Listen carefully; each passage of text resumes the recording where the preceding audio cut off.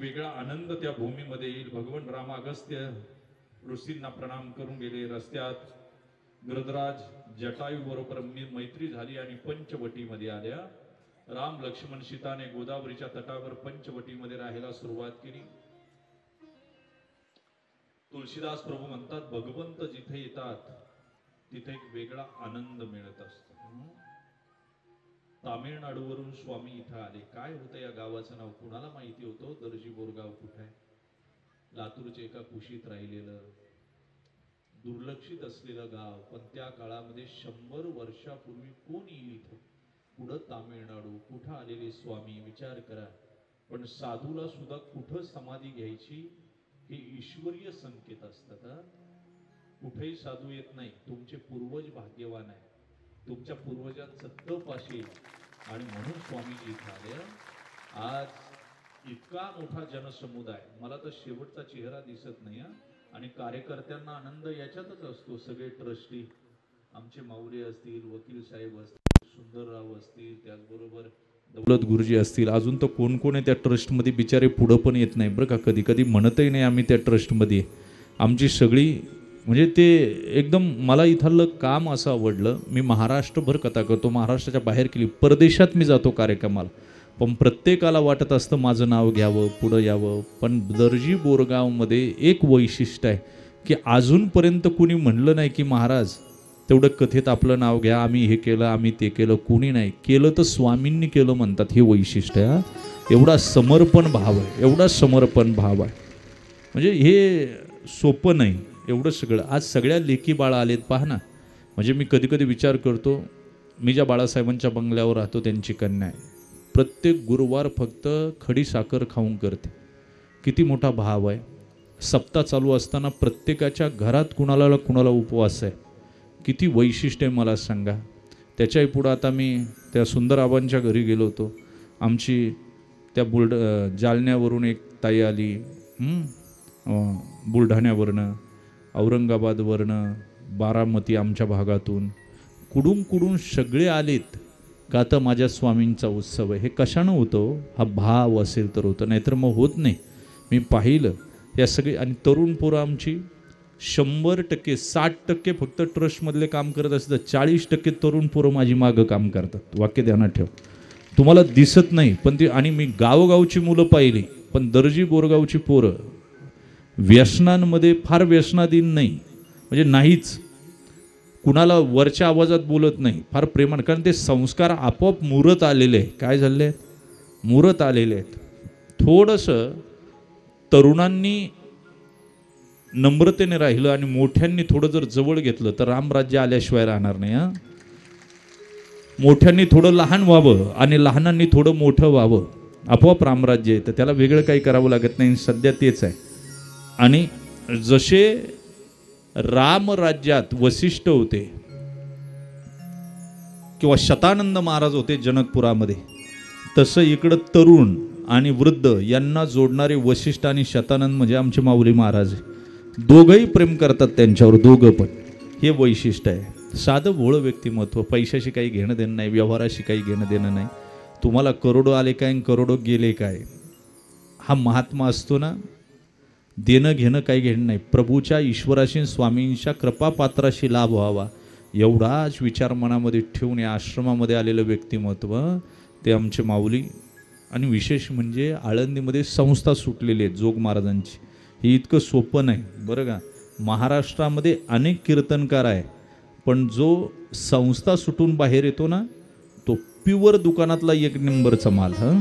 तो प्युअर 1 नंबरचा माल, हे वैशिष्ट्य आहे। पण दाखवत नाही, तितके नंबर आहेत, म्हणून तुम्ही भाग्यवान आहेत। आपल्या पूर्वजांनी केलं त्याचं आज आपल्याला मिळते, त्याचं फळ मिळते। नाहीतर कुठेही स्वामी महाराष्ट्र पडला होता, सदन लोक आहे। आमच्या पुण्याकडे काय पैसा कमी आहे का? पुण्याकडे काही जागा कमी आहे का? आमच्याकडे काय गंगा कमी आहेत का? मला सांगा। पण तरी स्वामींनी दर्जी बोरगाव निवडलं, याचं कारण काय?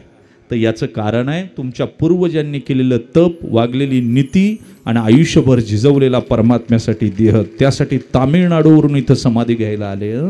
हे वैशिष्ट्य। आणि तुम्हाला सांगू, या समाधीचं वैशिष्ट्य पहिले 2 दिवस मी आल्याबरोबर पहिल्या दिवशी दर्शन केलं. आता म्हटलं जायच्या दिवशी करू, काय रोज रोज गाडीतून उतरायचं जायचं दर्शन करायचं. पण तुम्हाला मी जाहीर सांगतो, पहिले 2 दिवस मी स्वामींच्या दर्शनाला गेलो नाही. मी या व्यासपीठावर बसलेला एवढा बुद्धिवान, महाराष्ट्रामध्ये अशी एकही कथा नाही का, कोणती कथा सांगा, शेवाळे महाराज करणार नाही, अहंकारानं सांगतच नाही, सगळ्या कथा करतो मी, एकही कथा नाही. पण 2 दिवस मला काही सुधरत नव्हतं इथून बोलताना, का तर फक्त मी दर्शन केलं नाही. मग 3ऱ्या दिवशी मला झोपेमध्ये कळालं पहाटे 3 वाजता का हे कशामुळं होतं आहे. मी साधनेला उठलो आणि त्यावेळी माझ्या लक्षात आलं की काय झालं. स्वामीजी मला म्हटले, अरे आला आणि तुला असं वाटतं का माझं दर्शन न करता तू कथा करू शकशील. मी 3ऱ्या दिवसापासून रोज उठून तिथं दर्शन घेऊन येतो आणि मग कथेला येतो. त्यावेळी मला आनंद मिळायला लागला. एखादा साधू पुरुष एखाद्या समाधीत बसतो ना, तो भजन करत असतो आणि त्यांनी ती साधना केली. 2 दिवस मला इतका, मी रामायण काय आज करतो असं नाही, पण रामायणातलं मला काही सुधराना, सांगायलाच कळेना पहिले 1-2 दिवस. आणि मग मला 3ऱ्या दिवशी कळालं की याचं कारण काय. मी आमच्या या पोरांना सुद्धा सांगितलं, तुम्ही सुद्धा येताना पहिलं स्वामींचं दर्शन घेऊन येत जा.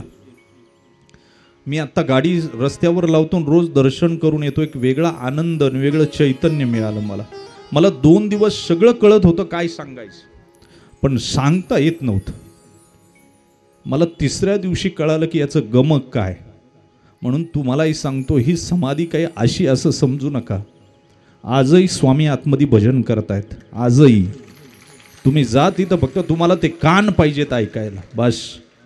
ज्या दिवशी तुम्हाला ते कान प्राप्त होतील ना, आणि ज्यावेळी तुम्हाला दिव्य दृष्टी प्राप्त होईल, स्वामी बोलतात. माझ्याशी बोलले स्वामी, बोलतात स्वामी. स्वामी आजही बोरगावमध्ये आहेत. तुम्हाला वाटत असेल की तुमच्या मनात काय चाललंय ते स्वामीला कळत नाही. प्रत्येकाला ट्रस्टी काय करतो तेही कळतं, महाराज काय करतो तेही कळतं, आणि श्रवण करणारा येणारा इथं काय बोलतो ते सुद्धा स्वामी ऐकतात. हे वाक्य ध्यानात ठेवा तुम्ही. म्हणून फार जपून राहत जा. ही जागा फार पवित्र आहे, पवित्र आहे. इथं चुकीचं वागणारा, चुकीचं राहणारा या भूमीमध्ये दम काढू शकत नाही. वाक्य ध्यानात ठेवा. या आश्रमात थांबू, या भूमीत सुद्धा थांबणार नाही चुकीचं वागणारा. एवढी भूमी आहे, त्या भूमीला क्षेत्र महात्म्य म्हटलंय. काय म्हटलंय? क्षेत्र महात्म्य. आणि म्हणून त्या क्षेत्रात गेलं की ती ताकद मिळत असते. प्रभू या पंचवटीमध्ये आले ना, तर या पंचवटीमध्ये वसंत नव्हता, झाडं सुकली होती, पशुपक्षी निघून गेले होते, धान्य पिकत नव्हतं, लोक त्राही त्राही करत होती, पाणी नव्हतं, गोदावरीला पाणी आटलं होतं, पण गोदावरीचं पात्र उघडं पडलं होतं. पण मात्र अगस्त्य ऋषींनी सांगितलं, तुम्ही दक्षिणेला जात असताना दंडकारण्यामध्ये जा. दंडकारण्यामध्ये पंचवटी नावाची भूमी, तिथं तुम्ही थांबा. राम लक्ष्मण और सीता गोदावरी के तट पर पहुंचे. पंचवटी में निवास करने का निश्चित किया. तुलसी कहते पंचवटी में भगवान आई तो वह पुन्हा रौनक आ गई. महात्म्यांचा शाप निघून गेला. कुसुमती मुकुलित हो गया. जीवन में पंचवटी राम लखन वैदी आ जाए तो हम दिव्य हो जाए. पंचवटीची भूमी उड्या मारू लागली. आणि एक दिवस रावण की बहन शूर्पणखा वन में आया. फिरत होती ती अशी अरण्यातून शूर्पणखा, आणि तिनं पाहिलं 2 राजकुमार, एक सावळा एक गोरा, त्यांच्याबरोबर एक कन्या. हिनं सुंदर रूप धारण केलं, आणि सुंदर रूप धारण केल्याच्या नंतर ती सुंदरी प्रभू रामचंद्राच्या कुटीमध्ये आली. प्रभू रामचंद्राच्या पुढं, आणि प्रगट झाली सुंदर श्री. तुम सम पुरुष नमो समनारी. तुम सम पुरुष नमो समनारी.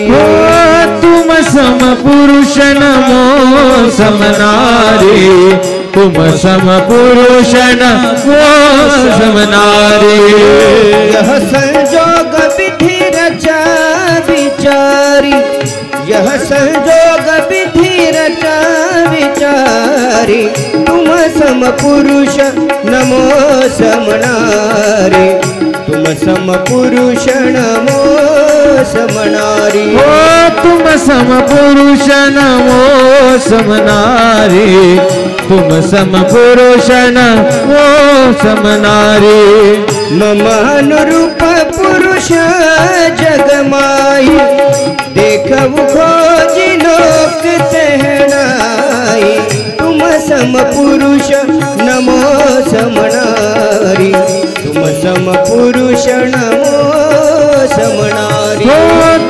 समपुरुष नमो समनारी तुम समपुरुष नमो समनारी. ती प्रभू रामचंद्राला पाहिलं सावळं परब्रह्म, आणि सावळं परब्रह्म पाहिल्याबरोबर इतकं सुंदर हिनं सुंदर रूप धारण केलं, ज्याला जो बाहेरून बदलला की नाही त्याला देवाकडे जावं लागतं, आणि जो आतून बदलतो ना देव त्याच्याकडे येतो. भागवतामध्ये ती कुब्जा आतून बदलली, आतून भगवंत तिच्याकडे गेले. हे कुब्जे मला गंध लावणार, अरे देवा लावला असता रे, पण मी 8 ठिकाणी वाकडी, माझा हात तुझ्या कपाळापर्यंत पोहोचणार नाही, कुबड निघालेलं आहे मला. देव म्हटले असं जवळे बरं, खालच्या अंगठ्यावर पाय दिला, 2च बोटांना हानवटी उचलली, सुंदर केलं सुंदर. कुब्जेला जो आतून बदलला की नाही देव त्याच्याकडे येतो. आमचा चोखा मेळा जातीनं हरिजन समाजामध्ये जन्माला आलेला, पंढरपुरामध्ये मंदिरात जाऊ देत नव्हते, हो जाऊ देत नव्हते, जाऊ देत नव्हते. तुम्हाला सांगू, वाळवंटात यायचे, त्या कळसाकडे पाहायचे, ढस ढसा रडायचे, चापकाचे फटकारे लोक मारायची, चोखोवाला जाऊ देत नव्हते. लोक बाकी संत म्हणायचे, चोखा बाबा तुम्ही येता कशाला, तुम्हाला मंदिरात जाऊ देत नाहीत लोक, देव दिसत नाही तरी येताना इथं वाळवंटात रडत बसता कळसाकडे पाहून. त्यावेळी चोखोबा म्हणायचे, मला मंदिरात जाता येत नाही, पण त्याला तर बाहेर येता येतं का नाही, आणि तो जर बाहेर नाही आला तर देव कसला येईन ना एक दिवस बाहेर. तो देव आहे. मला देवानं काय केलं नाही हो, मला सांगा, तुमचं आतून बदलायला पाहिजे. मला सांगा, मंगळवेढे गाव आहे, पंढरपासून 30-35 किलोमीटर, तिथं श्यामला नावाची वेश्या आहे बरं का. इतकी सुंदर, देह विकायचा रात्रभर बरं का, पण मन मात्र परमात्म्याकडं. भजन करायचं, देह विकायचा, पैसे घ्यायचे त्याच्या उपजीविका, वेश्या आहे, नाचगाणं करणारी आहे. एक दिवस काय झालं, एक धनिक आला, त्यानं धन दिलं आणि शरीर त्याच्या ताब्यात देऊन टाकलं, पण मनानं भजन करते, पांडुरंग हरी वासुदेव हरी, शरीर समर्पित केलं त्याला. निसर्गानं आपलं काम केलं आणि गर्भ राहिला. गर्भ राहिल्याबरोबर भगवंताची कृपा झाली, तो गर्भ त्याचा पडलेला गर्भ बाजूला काढला, दिव्य तेज टाकून एक गर्भ परमात्म्यानं निर्माण केला. आणि जसा गर्भ वाढू लागला तसं या श्यामला वेशीचं तेज वाढायला लागलं, इतकं वाढायला लागलं. 9 महिने झाले आणि सुंदर कन्या झाली, सुंदर कन्या झाली, कान्होपात्रा. तिचं नाव कान्होपात्रा ठेवलं.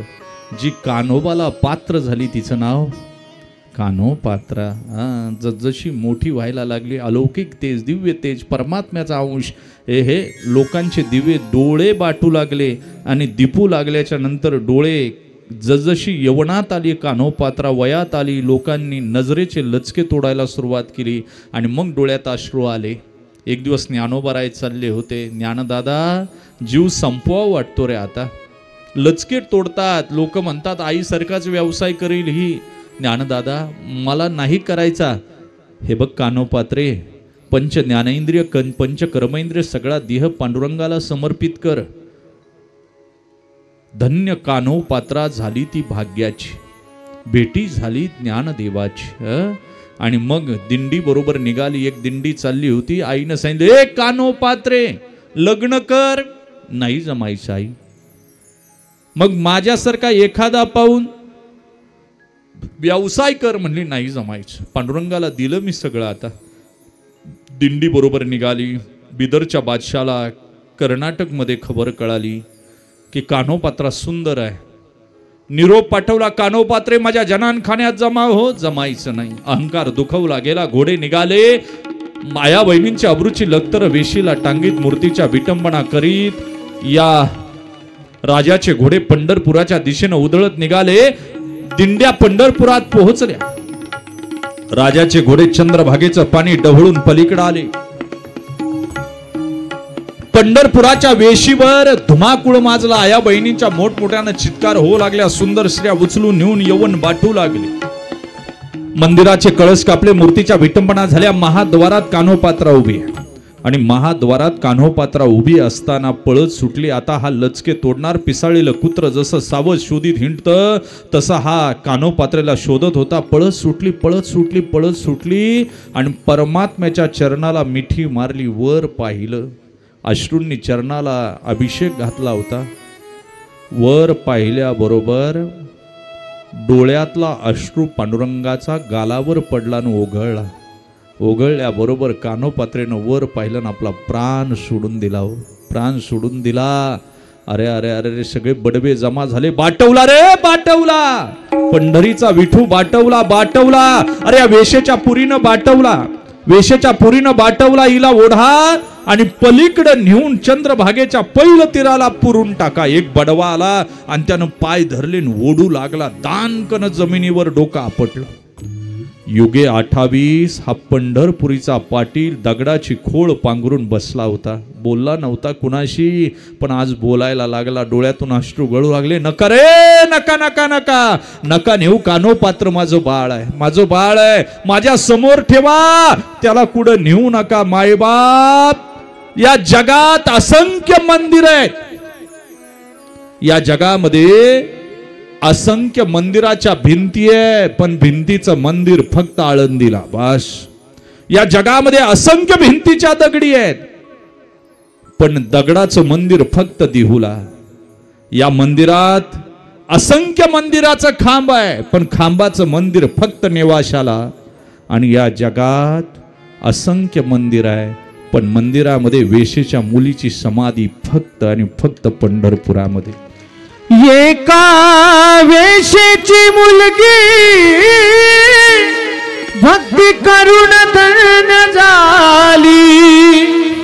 कानोपात्राला देवाना मंदिरात जागा दिली. संत चोकोबा शेजारी, संत चोकोबा शेजारी आहे नामदेव पायारी. संत चोकोबा शेजारी आहे नामदेव पायारी. धनी मलाही, धनी मलाही, धनी मलाही दाखवाना विठुरायाची पंढरी. धनी मलाही दाखवाना विठुरायाची पंढरी. भक्त पुंडलिकासाठी उभा राहील विटेवरी.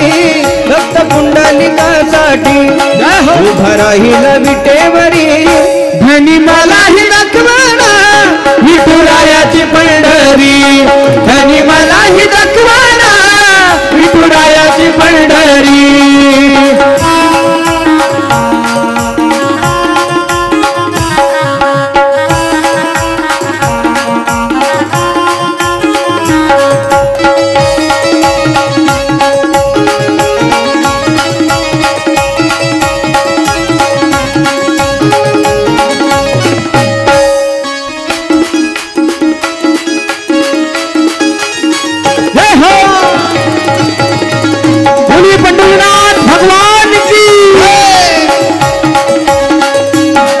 सखुबाई जनाबाई मुक्ताबाई बहिणाबाई.